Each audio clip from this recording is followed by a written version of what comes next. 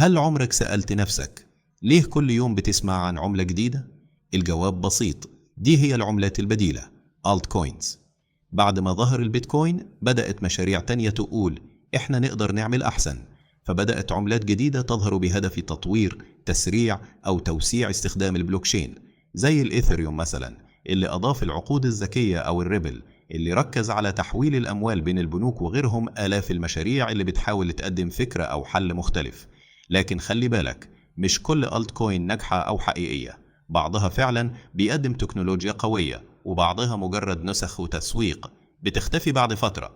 الفكرة إن البيتكوين هو الأصل والألت كوينز هما الفروع اللي بتحاول تبني فوقه، وعشان كده دايما اسأل نفسك قبل ما تشتري، هل المشروع فعلا له قيمة ولا مجرد موجة جديدة بتدور على ضحاياها؟ الألت كوينز ممكن تكون فرص ضخمة أو فخ كبير. لو حابب تتعلم عن عالم العملات الرقمية بطريقة بسيطة وسريعة، اشترك دلوقتي في قناة كريبتو بالعربي وتعلم الكريبتو في 60 ثانية فقط.